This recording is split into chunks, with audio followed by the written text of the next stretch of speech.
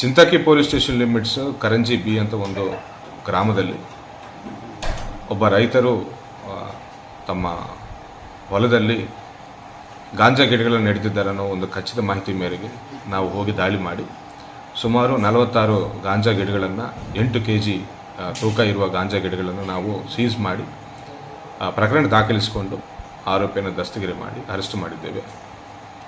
ಈ ಬಾರ್ಡರ್ ವಿಲೇಜಸ್ಗಳಲ್ಲಿ ಗಾಂಜಾ ಬೆಳೆಸಿದರೆ ಪೊಲೀಸರಿಗೂ ಗೊತ್ತಾಗೋದಿಲ್ಲ, ಕದ್ದುಮುಚ್ಚು ಮಾಡಬಹುದು ಅಂತ ಈ ಟೈಪ್ ಆಫ್ ಕಾನೂನು ಬಾಹಿರ ಕೆಲಸಗಳನ್ನು ಮಾಡುವ ಎಲ್ಲರಿಗೂ ನಾವು ಎಚ್ಚರಿಕೆ ನೀಡುತ್ತಾ ಇದ್ದೇವೆ. ನಾವು ಮಾಹಿತಿ ತೆಗಿತಾ ಇದ್ದೇವೆ. ಖಚಿತವಾಗಿ ಇಂಥವರ ಮೇಲೆ ಕಠಿಣ ಕ್ರಮ ಜರುಗಿಸಲಾಗುವುದು ಅಂತ ಹೇಳ್ತಾ ಇದ್ದೇನೆ. ಮಾದಕ ವಸ್ತುಗಳಿಂದ ದೂರವಾಗಿರಿ ಅಂತ ನಾನು ಹೇಳ್ತಾ ಇದ್ದೇನೆ.